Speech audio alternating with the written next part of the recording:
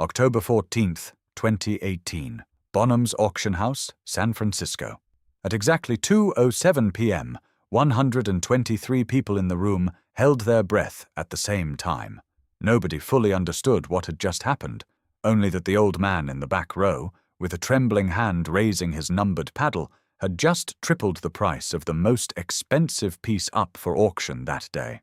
Even the auctioneer paused for a moment, but the real shock would come when the identity of that bidder was revealed, and the woman in the front row, the very woman who just 15 minutes earlier had handed this man her handbag and asked him to fetch her coffee, was about to experience the most embarrassing moment of her life.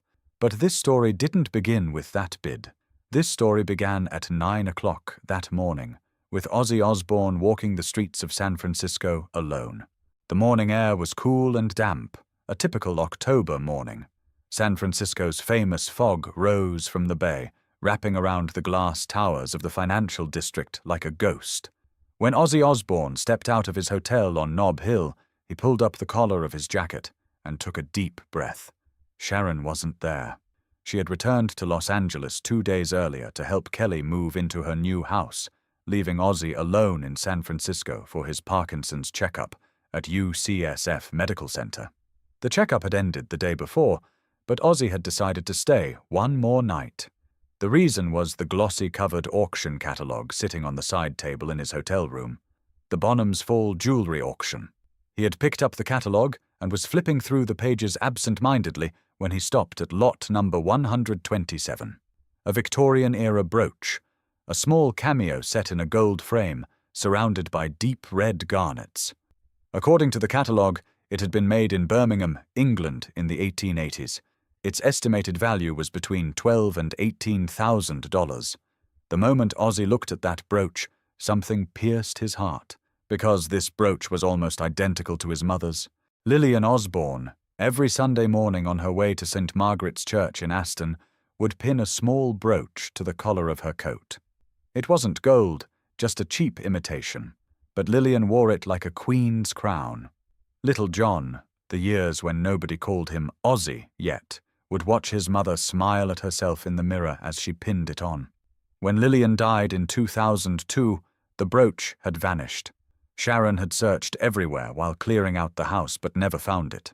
Ozzy had thought he would never see that brooch again, until he looked at lot number 127 in the Bonham's catalogue. It might not have been the same one. It probably wasn't. But Birmingham, the 1880s, garnet stones, a cameo. There were too many similarities for it to be a coincidence. Ozzy had called Sharon that night, but hadn't mentioned the brooch. He'd only said he was staying one more day. Sharon couldn't quite make sense of it. "What are you going to do there all by yourself?" Ozzy had shrugged, with a casualness she could feel even through the phone. "Play tourist for a bit." Sharon had laughed. "Ozzy, you can't be a tourist. You'd have to read a map for that." Bonham's office at 601 California Street was right in the heart of the financial district. When Ozzy walked through the door, the inside felt like another world. High ceilings, gleaming marble floors, gold-framed paintings on the walls. The pre-auction exhibition was underway in the hall, with jewelry, watches, and antique pieces glittering in display cases. Ozzy pulled his hands out of his jacket pockets and looked around. There were 40 or 50 people in the room, most of them examining the pre-auction pieces and jotting notes in their catalogues. Women in pearl necklaces and cashmere shawls, men in tailored suits. Ozzy, on the other hand, was wearing a faded black t-shirt, an old leather jacket, and ripped jeans. His left hand, trembling from the Parkinson's, was hidden in his pocket. The young man at the reception desk asked Ozzy with a polite but distant smile, "How can I help you?" Ozzy pulled out the catalogue with his trembling hand and pointed to page 127. "I'd like to see this," he said. The young man looked at the catalogue, then at Ozzy, then back at the catalogue. "Of course, sir. The jewelry section is this way." But the tone in his voice hollowed out the word "sir" completely. At the jewelry section display cases, when Ozzy found lot number 127, his heart quickened. The brooch was there, on a velvet cushion, under a spotlight, gold frame, deep red garnets, an ivory cameo at the center, a woman's profile. just like his mother's brooch. Ozzy leaned forward, bringing his face close to the glass of the display case. His breath fogged it up. His hands were trembling. But this time it wasn't from the Parkinsons. This was a memory from 60 years ago. A 5-year-old boy in front of his mother's mirror in the Sunday morning light, reaching out with small hands trying to touch that brooch. Right at that moment, a voice came from behind him. Sharp, commanding, patience worn thin. "Excuse me, could you move aside? I'm trying to examine the display pieces and you're blocking my view completely." Ozzy turned around. Standing before him was a woman in her early 60s, with short-cropped grey hair and pearl earrings, wearing an expensive red suit. The woman's eyes traveled down over Ozzy, starting at the ripped jeans, moving to the leather jacket, then up to the messy hair. The judgment in her gaze spoke sharper than words. Ozzy took a step back. "Of course, sorry," he said. His voice was low and soft, the Birmingham accent rounding the edges of his words. The woman looked at him once more carefully this time, as if making a decision. Then she held out her handbag toward Ozzy. "Could you hold this for a minute?" The bag was Hermes, its orange leather gleaming in the light. Ozzy took the bag. The woman gestured toward the display case, leaned in toward the jewelry, and pulled out a notebook and began writing. The woman's name was Eleanor Bancroft. She was the widow of Gerald Bancroft, one of Silicon Valley's first-generation tech billionaires. Gerald had died of pancreatic cancer 3 years earlier, and since that day, Eleanor had kept herself occupied with 2 things: charity work and antique collecting. Everyone knew her in the auction rooms, from Bonhams to Christie's, Sotheby's to Phillips, a woman who was polite, but distant, generous but demanding. And lately she had taken an interest in Victorian-era jewelry. When Eleanor took her bag back, without even thanking Ozzy, she held up her catalogue and asked, "Are you staff here?" Ozzy paused for a moment. The certainty in the woman's eyes was expecting an answer, but not the right one, the one she had already assumed. Ozzy was a man who had seen thousands of stages, sung in front of tens of thousands of people, bitten the head off a bat, cracked jokes with the president at the White House. But right now, standing in front of this woman, he felt no need to introduce himself. Instead, with a faint smile appearing at the corner of his lip, he answered, "Well, not exactly, but I can help you." Eleanor nodded, as if she had accepted Ozzy's answer as evidence confirming her own theory. "In that case," she said, her voice somewhere between a command and a request, "could you bring me a coffee? Black, no sugar. There must be a cafeteria here." Ozzy, keeping his left hand in his pocket, folded his catalogue with his right hand and slipped it into his pocket. "All right," he said. "Black, no sugar. Be right back." He turned and started walking. Eleanor's voice came from behind him. "And bring a napkin, please. Thank you." Ozzy kept walking without stopping. If Sharon had witnessed this moment, 2 things would have happened. She would have either given Eleanor Bancroft the longest lecture of her life or collapsed on the floor laughing. Probably both, in that order. But Sharon wasn't here, and Ozzy, strangely enough, was enjoying the situation. Because the auction started at 2 o'clock, and when it did, the balance of this little courtesy was going to shift entirely. Finding the coffee took longer than Ozzy expected. He took 2 wrong turns before he found the small cafeteria on Bonham's ground floor. He ordered a black coffee from the barista, then thought for a moment and ordered another one, for himself. As he paid $4.80 at the register, the barista, looking at the crumpled bills he pulled from his pocket, had no idea that this man was about to make an extreme bid in the auction room upstairs. Ozzy took the 2 paper cups and climbed the stairs. His left hand was trembling, coffee spilling slightly. He stopped, took a deep breath, and switched the cup to his right hand. The worst thing about Parkinson's wasn't the pain. It was the feeling of losing control, those moments when your hands no longer belonged to you. But today, these hands had a job to do. When he got upstairs, he found Eleanor in front of the same display case, talking on the phone. She hung up when she saw him and took the coffee. She took a sip. "Not bad," she said. Whether it was a compliment or an observation, it was impossible to tell. At 2 p.m., the auctioneer stepped up to the podium. Arthur Prescott was one of Bonham's senior auctioneers, tall, grey-haired, with an authoritative yet gentle voice. The room was full. 123 people settled into their seats. The front rows were occupied by major collectors and art dealers. Eleanor was dead center in the second row, back straight, catalogue on her knee, pen at the ready. Ozzy was in the corner of the very last row, practically invisible. The first lots passed quickly. A pair of Art Deco earrings sold for $14,000. A Cartier bracelet climbed to $37,000. Ozzy waited patiently. With each passing lot, his heartbeat quickened a little more. Finally, Prescott turned the page of the catalogue, and his voice echoed through the room.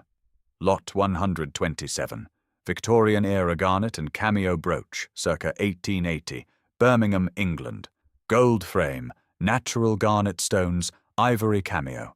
Opening bid $8,000. The assistant raised the brooch from its velvet case. Under the spotlight, the garnets glowed blood red. Ozzy's breath caught. This was as if his mother's brooch. That red brilliance, the profile of the cameo, the curves of the gold frame. It matched the image in Ozzy's memory exactly. Eleanor raised her hand. 8,000. A phone bid came in from the right side of the room. 9,000. Eleanor responded without hesitation. 10,000. The phone bid continued. 11,000. Eleanor wrote something in her catalogue and raised her hand again. 12,000. The phone line went silent. Prescott looked out across the room. $12,000 going once. $12,000 going twice. Just as he was about to raise the gavel, a trembling hand rose from the very back of the room. Prescott stopped. He looked at the new bidder in the back row. 13,000 from the gentleman in the back, he said. Eleanor turned around. For the first time, she truly saw Ozzy, the man who had fetched her coffee. But she didn't recognize him. All that could be read on her face was the thought, "What is this man doing here?" Eleanor raised her hand. 15,000. Ozzy responded. 18,000. Whispers rippled through the room. The catalogue value was between 12 and 18,000, and the price had already hit the upper limit. This time Eleanor turned and looked at Ozzy for a long moment. Black t-shirt, leather jacket, trembling hands. There was a calculation in her eyes. Who was this man? And why was he willing to pay this much for a Victorian brooch? 20,000, Eleanor said. Her voice was sharp and resolute. This was no longer a purchase. It was a declaration of war. Ozzy swallowed. His left hand was trembling, but his right hand gripped the paddle firmly. 25,000, he said. His voice was quiet, but the silence in the room had grown so deep that everyone heard it. Prescott was surprised, but maintained his professionalism. 25,000 from the gentleman in the back. Eleanor's jaw tightened. 30,000. The room began to buzz. $30,000 for this brooch, nearly triple the catalogue estimate. Prescott looked toward the back of the room. Ozzy was silent for a few seconds. In those few seconds, this is what ran through his mind. $30,000 for a brooch. What would Sharon say if she heard? She'd probably laugh it off, or say, "Ozzy, are you insane?" But then his mother's face appeared before his eyes once more, Lillian's Sunday morning smile, and he raised his hand. 35,000. This time Eleanor turned and looked directly at Ozzy. She was uncomfortable now.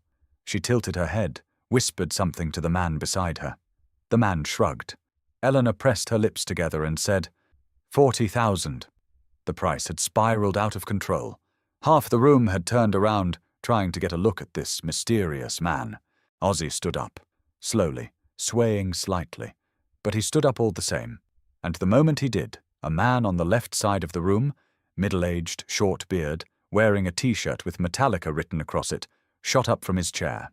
He clapped his hand over his mouth, then he grabbed the arm of the woman next to him and whispered, in a voice that had stopped being a whisper, "That's Ozzy Osbourne." The words spread through the room like a sound wave. Ozzy Osbourne? That Ozzy? Black Sabbath Ozzy? 123 pairs of eyes turned to the back row at once. Ozzy stood there, his left hand trembling slightly, his numbered paddle in his right hand, his face carrying neither a smile nor an expression, just calm. 45,000, he said. The room froze. Prescott's eyes widened, but his professional reflex kicked in. $45,000 from the gentleman. But the real freeze was on Eleanor Bancroft's face, a realization unfolding in slow motion. The man who brought the coffee, the man who held the bag, the man she had asked to bring a napkin, was Ozzy Osbourne. She had handed her handbag to one of the most famous rock stars in the world and ordered him a black coffee with no sugar. Eleanor's face first turned red, then white. The man beside her leaned to her ear and said something, but Eleanor didn't hear it.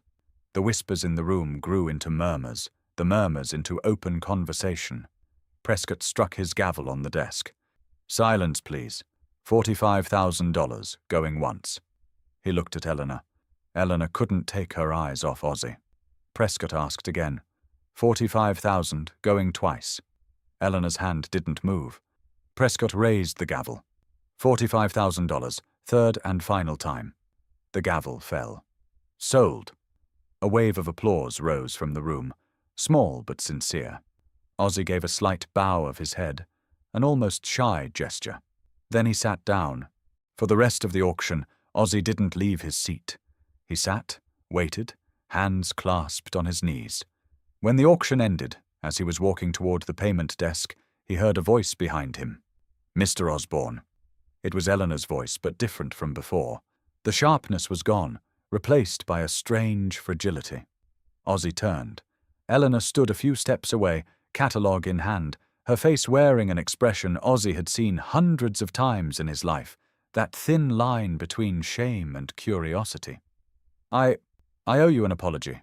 The coffee and the bag, I didn't know who you were." Ozzy smiled. That familiar, crooked smile, the left corner of his lip curling up, his eyes narrowing, the kind of smile that instantly put the person across from him at ease. "No worries," he said. "The coffee wasn't bad, actually. Seems like we both needed it." Eleanor didn't know what to say for a moment, caught off guard by Ozzy's ease. Then, pressing her catalogue to her chest, she asked, "Why that brooch? I mean, $45,000. Why?" Ozzy paused before answering. He saw genuine curiosity in Eleanor's eyes. Not gossip, but a real desire to understand. "My mum had a brooch," he said. "When I was little, she wore it every Sunday going to church. We lost it, long time ago. This might not be the same one, but it's close, the closest thing possible." Eleanor's face changed. The last traces of sharpness melted away. She just nodded and whispered, "I understand." Ozzy completed the payment. When he received the brooch in its small velvet case, he paused for a moment. He opened the case and looked at the glimmer of the garnets. Then he turned to Eleanor. The woman was standing a few steps away, waiting. For some reason she hadn't left. Ozzy closed the case again and put it in his pocket. He was about to turn away when he stopped. Sharon's voice echoed in his ears. That instinct built up over 40 years together. That sixth sense. "Listen to people, Ozzy. Listen to people, and life takes care of the rest." Ozzy turned. "Eleanor," he said, using her name for the first time. "You wanted that brooch for a reason too, didn't you? It wasn't just collecting." Eleanor's eyes filled with tears. "No," she said. "It wasn't collecting. But it doesn't matter anymore. You won." Ozzy shook his head. "Nobody's won yet." Then the old rock star, with his trembling hand, pulled the velvet case back out and held it toward Eleanor. "Look," he said. "I bought this for my mother's memory, but my mum, if she were alive, would have told me this. John, if something matters to you, it can matter to someone else too, and a shared memory is worth more than one kept hidden." Eleanor looked at the case, then at Ozzy. "I don't understand," she said. "What are you suggesting?" Ozzy shrugged.